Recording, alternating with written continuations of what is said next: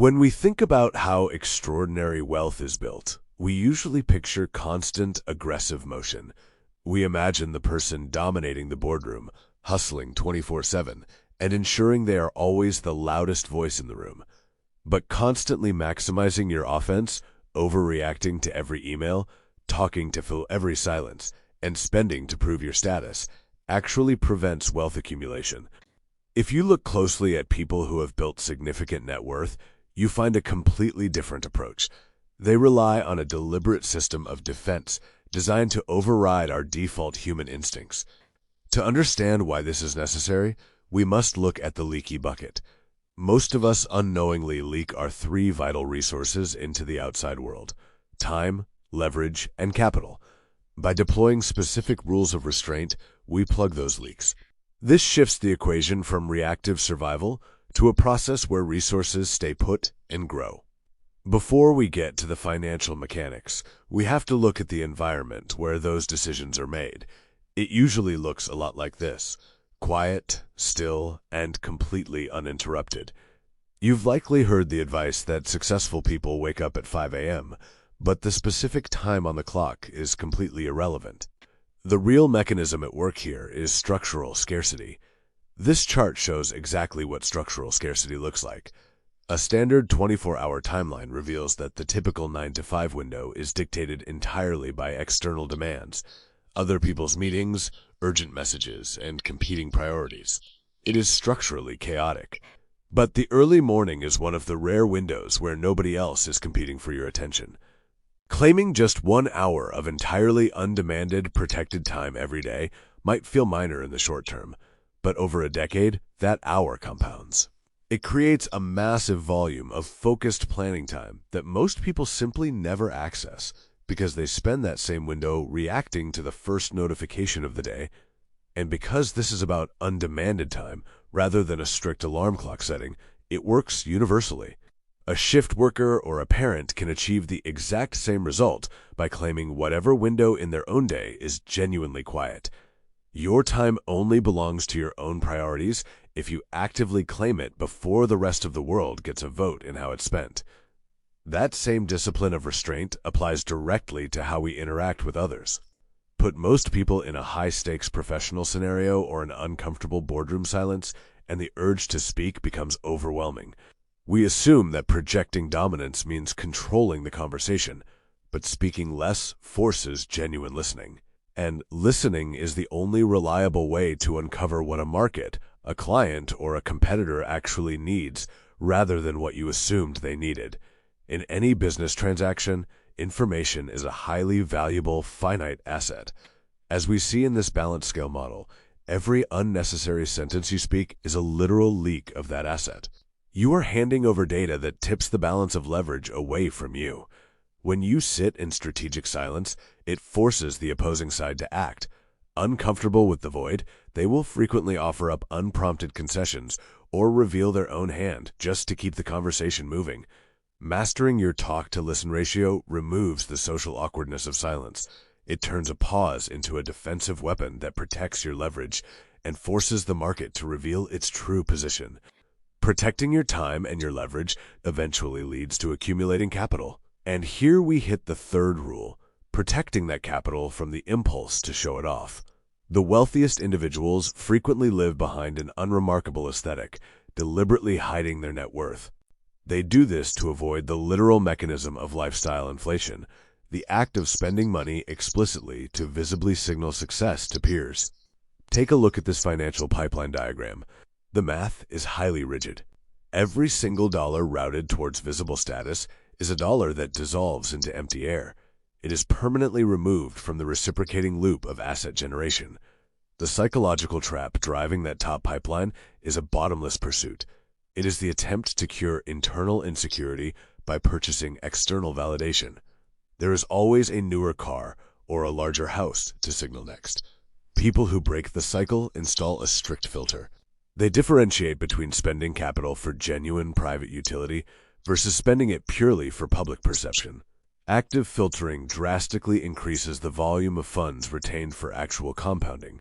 Actual financial power is reserved for those who prioritize the health of their private balance sheet over the volume of their public applause.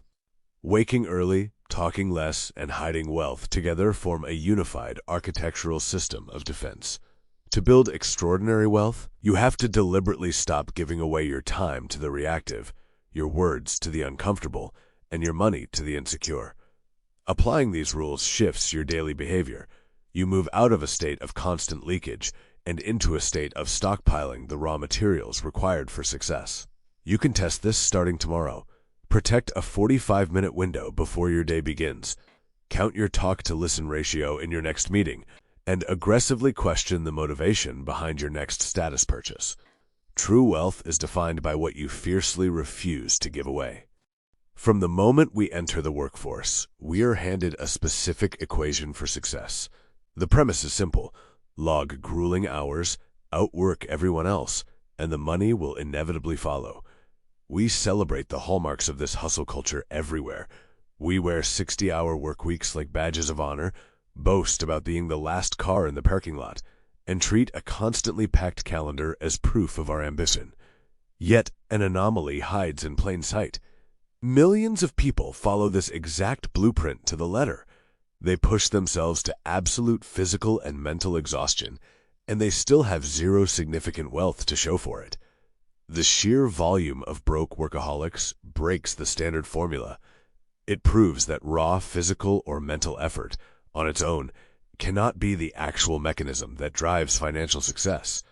Hard work applied without a specific direction is not a wealth-building strategy. It is a recipe for fatigue. To actually build something valuable, applying more brute force is the wrong approach. We have to completely redefine what it means to work hard.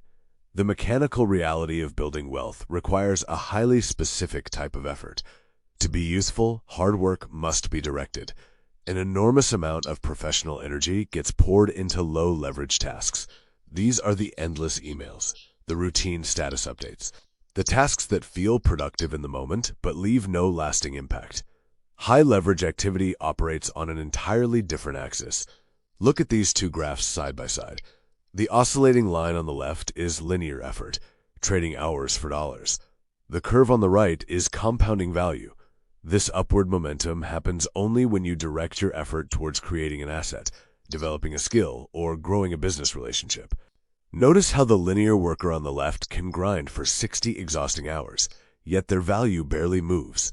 Meanwhile, someone working 40 focused hours on the right side stops earlier on the timeline, but their returns shoot upward. The work they do today keeps paying off tomorrow. There is no shortcut around this step. Even passive income and smart investing require an initial foundation of directed effort to generate the capital or relationships that eventually compound. If compounding value is mathematically superior, why do so many people instinctively choose low-leverage exhaustion? We are psychologically wired to avoid unglamorous compounding work because we are highly susceptible to a hidden social trap. The ultimate pathogen of productivity is the subconscious desire to impress other people. When we work to signal our worth to onlookers, we steer our effort away from genuine value. This trap actively infects career choices. People frequently accept a job title that sounds impressive at a dinner party over a slightly less prestigious role that actually builds marketable, high-paying skills. The need for approval dictates project selection, too. We opt for highly visible tasks with immediate praise, rather than taking on the quiet, unglamorous projects that generate real results. Look at this calendar grid. This is the clearest manifestation of the trap: visible busyness.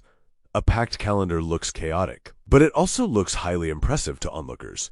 A completely full schedule creates a false sense of achievement. Regardless of what is actually being produced inside those endless meetings, the effort dissipates into nothing once the day is over. These socially optimized choices rarely seem destructive in the moment. Stacked across 5 or 10 years, however, they represent an enormous amount of misdirected energy. Optimizing for social approval is a mechanical failure that directly destroys your ability to build wealth. The mental shift achieved by self-made individuals requires ruthless objectivity. They commit to making decisions based on what actually works, what actually builds value, and what they can genuinely stand behind. This shift is highly uncomfortable at first. It requires making deliberate choices that your peers won't immediately understand, and certainly won't validate. To navigate this, you need a filter for every major action. Ask yourself, are you making this choice because it genuinely builds value, or because some part of you hopes it will impress a parent, a peer group, or a former classmate? Answering this question honestly and applying it consistently redirects years of wasted energy back into creating compounding assets. You can map this exact dynamic in your own life with an unsparing audit at the end of every work week. Picture your week as this large circle of total hours physically worked. Now, compare it to the handful of hours actually directed at something with real compounding potential. Confronting the massive gap provides the clearest signal of where effort is wasted on performative activity. Permanently closing this gap, trading performative busyness for unglamorous value-building effort, is the definitive line between looking successful and actually being wealthy. You know, it's a phenomenon we see all the time, right? Someone has a breakthrough, they build a bit of wealth, they crush a huge goal, and then they just stop. They completely plateau. It happens because while early wins are surprisingly common, sustained growth is remarkably rare. And it's rare for one really simple reason. People eventually just stop doing the exact things that got them there in the first place. So what is it that separates the people who keep growing their success over decades from those who just hit a brick wall? Okay, let's dive into this. The world and every single industry within it is constantly changing. The strategies and knowledge that were absolutely cutting edge 5 years ago, they quietly become obsolete. And, nobody sends you a memo to announce the shift. If you stop learning after your initial success, you are essentially navigating a brand new landscape with an increasingly outdated map. And that is a guaranteed recipe for stagnation. Section 4, the engine of growth. Rule 6, learn daily. What we're talking about here operates on the longest timescale of anything we'll discuss today. This isn't some quick hack you apply for a single afternoon decision. No, this is a genuine, long-term commitment that only truly proves its immense value across years, and sometimes decades of consistent practice, long after there's any external requirement to actually do it. So, what do we actually mean by daily learning? Well, it doesn't mean you have to go enroll in some insanely expensive university course. It means treating learning as a completely non-negotiable daily habit. Reading, studying an industry report, or, hey, just having a genuine conversation with an expert. It's about thousands of small daily inputs rather than waiting around for one massive breakthrough moment. Over time, these small inputs build much sharper pattern recognition and far better instincts for when those major decisions finally cross your desk. But there is a massive trap here that we absolutely need to acknowledge. It is incredibly easy to mistake just consuming content for actually learning. Possibly scrolling through random, unrelated information on your phone all day, that is not the same thing as directed studying. Both might feel equally time-consuming, but true daily learning requires a deliberate focus that aligns with your specific goals. Basically, don't confuse constant exposure to information with genuine directed learning. And this brilliantly illustrates the real magic of this rule. A single day of reading rarely feels like it changed anything meaningful at all. You close the book and think, well, I'm the exact same person. But over 5 years, and certainly over a decade, knowledge compounds in almost exactly the same way money does. It happens gradually and almost invisibly until one day, all that accumulated judgment is just there. Section 8, the thread of endurance. Rule 7, never give up. Listen, waking up early, working hard, controlling your spending, learning daily, all of these habits are completely worthless in isolation if you just abandon them after a few weeks. The real value of these habits only shows up cumulatively, and that is exactly why persistence earns the final spot on this list. It is quite literally the thread holding all the other rules together. Someone who perfectly executes every single habit for an entire month and then quits just because they don't see immediate results is going to have almost nothing to show for their effort. The compounding effect demands time. Persistence is what keeps you in the game long enough for that compounding to actually materialize and become visible to the rest of the world. Now, we have to make a really crucial distinction here between just blind stubbornness and what I like to call smart persistence. Smart persistence doesn't mean you refuse to ever adjust your course. Actually, scratch that. It's more like if the underlying evidence genuinely shows an approach just isn't working, abandoning it is just good judgment. But quitting simply because progress feels slow, invisible, or uncomfortable, that will absolutely kill your growth. Let's walk through this timeline together, because this right here is the reality of compounding progress. Look at year 1, a failed venture. Year 3, financial strain, and honestly, from the outside, zero visible success. But then look at year 10, a massive breakthrough. Nearly every account of significant wealth or persistent success includes this exact stretch of real, grinding difficulty. The rule isn't that difficulty is avoidable. It's not. The rule is that the people who eventually achieve something truly significant are simply the ones who just kept going through that invisible stretch. Section 12, the interconnected system, all 7 rules. Now, what's really interesting about this slide is how it forces us to zoom out and look at the macro view. We've talked about learning and persisting, but these don't exist in a vacuum. These 7 rules are not just some random checklist you stick on your fridge. They form a highly interconnected, load-bearing structure. Notice how they naturally group together. The first 3, waking up early, talking less, and not showing off, are all about foundational control. Controlling your own time, your words, and your impulses. The next 2, working hard and not chasing the approval of others, are all about directing your genuine effort toward real value. And those final 2, we just discussed, learning daily and never giving up, they act as the engine keeping the entire system running and compounding over the long haul. Let's move to and see how this builds, because this is where the system gets brilliantly demanding. Remove any single rule, and the others immediately weaken. If you work hard but lack restraint and spend all your money on status symbols, you completely erode the wealth that your hard work just produced. If you learn daily but lack persistence, your knowledge never compounds into tangible results. If you wake up early but lack direction, well, you're just spending extra hours on the completely wrong things. Every single rule supports the others. Section 15, the 30-day application. You know, the absolute craziest thing about this system is that not a single one of these rules requires starting capital, fancy college degree, or anyone's permission. None of them are secret. But actually living all 7 simultaneously, that is incredibly rare. Which brings us to our final challenge. Do not try to adopt all 7 rules simultaneously tomorrow morning. I know the instinct. We watch an exploit rule like this, we get highly motivated, and we just want to completely overhaul our entire lives by take on tomorrow. But if you try to take on all 7 rules at once, you will simply become overwhelmed and abandon the whole shebang within a week. We want compounding success, not a crash and burn.